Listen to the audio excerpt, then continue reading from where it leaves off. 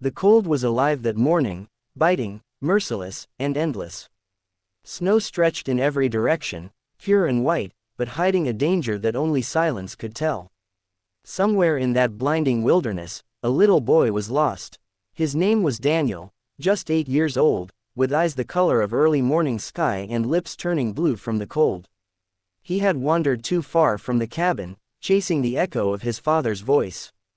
But the voice had faded, swallowed by the wind, and now, all Daniel could hear was the sound of his own heart slowing down.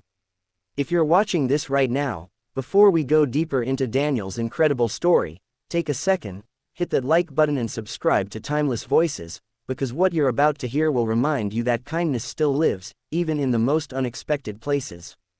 Daniel's small boots crunched weakly on the frozen ground.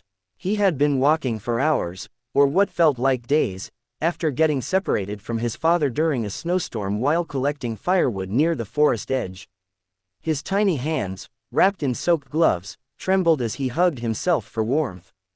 The snowflakes had turned thicker now, falling with a silence so deep it felt like the world had forgotten him. He tried to call out again, "Dad! Dad, where are you?" His voice cracked, swallowed immediately by the wind. He waited, hoping to hear an answer, but there was only the whisper of pine trees bending under the weight of snow.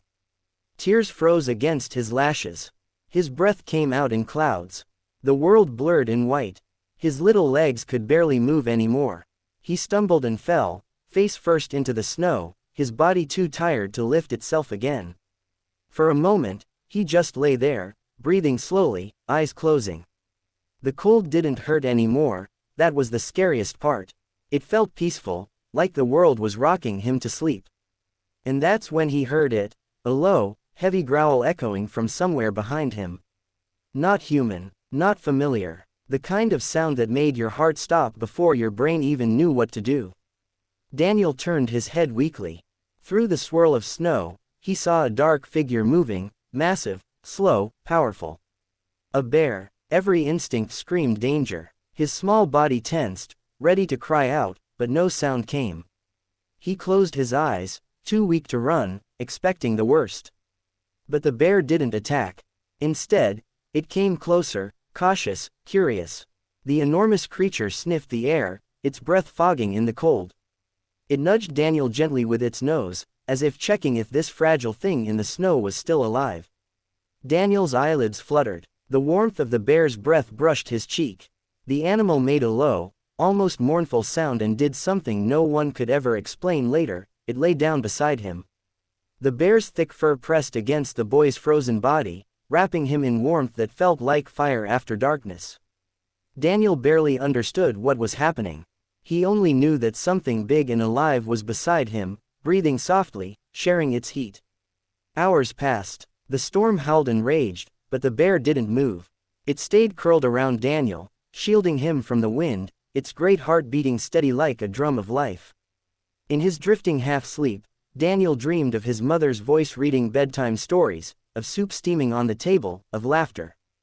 But every time he stirred, he felt that heavy warmth still protecting him, and it made him believe, just for a little longer, that he might see home again.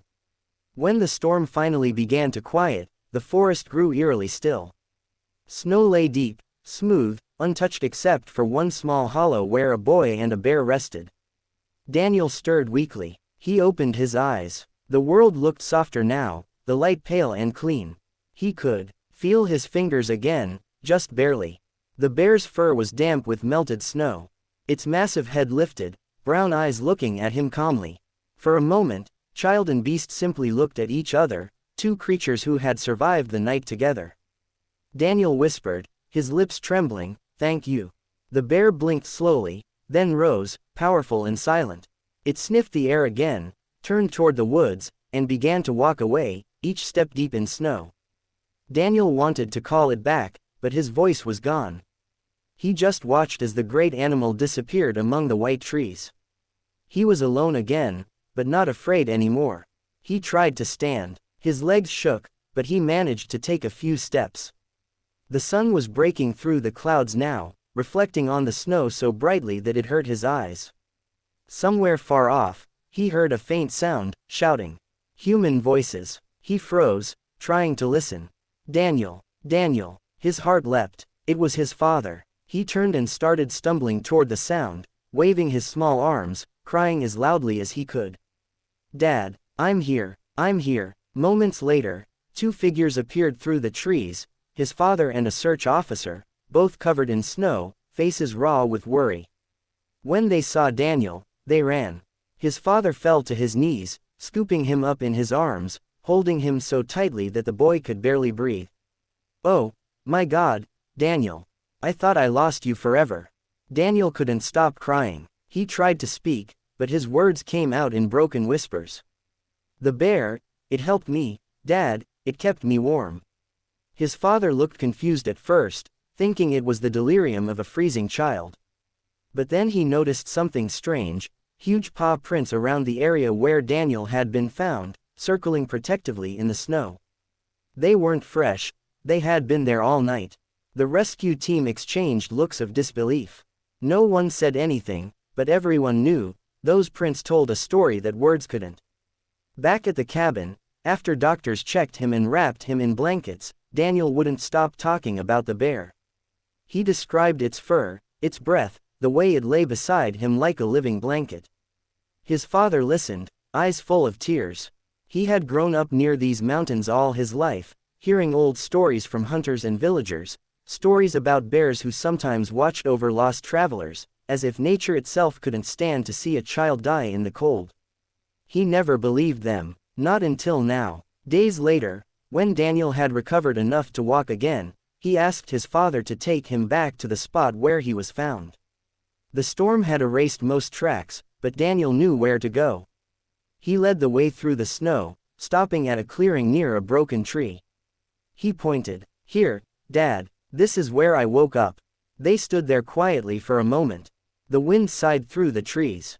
Then Daniel noticed something, a piece of bark stripped from the tree, claw marks etched deep into it. Not random scratches, but something deliberate, almost like a sign. The boy smiled faintly. He was here. His father placed a hand on his shoulder. Maybe he still is. From that day forward, Daniel's life changed. He no longer feared the woods. Every time snow began to fall, he would look out the window and whisper a small thank you to the forest, and to the creature that had once been his guardian. Years passed. The story spread through nearby villages, then into news headlines. Wild bear saves lost boy during blizzard. Some called it a miracle. Others said it was impossible. Scientists debated, reporters chased the details, but Daniel never cared about fame or explanations. He knew what had happened.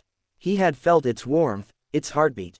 That was enough. When he grew older, he became a wildlife photographer, often returning to the same mountains that once nearly took his life. He spent hours in silence, camera ready, waiting to capture glimpses of the creatures that called the forest home. And sometimes, just before dusk, when the snow glowed gold under the fading sun, he would feel it again, that quiet presence watching from the trees. One evening, as he stood near the same clearing, he noticed movement in the distance. A large brown shape emerging from the shadows. A bear, massive, strong, and yet gentle in its slow steps. His breath caught. He raised his camera, but then lowered it, heart pounding. He didn't want to photograph it. He wanted to remember it. The bear paused, turning its head toward him. Their eyes met across the space of years in silence. For a moment, time folded in on itself, boy and beast, savior and survivor, connected once again by something beyond words. Daniel smiled softly. Thank you, again. The bear made a low, deep sound, almost like a sigh, before turning and disappearing back into the forest. That night, as Daniel walked home through the falling snow, he finally understood that sometimes miracles don't come with light or thunder. Sometimes, they come quietly, wrapped in fur, breathing warmth into a frozen world. And maybe, just maybe, the universe had chosen that bear to remind humanity that compassion doesn't always look like us. Sometimes, it has claws. If this story touched your heart, if it made you believe again in the quiet kindness that still exists in this world, don't forget to like this video and subscribe to Timeless Voices for more real stories that remind us of the beauty of life. Because somewhere, out there in the cold, kindness still walks on four legs.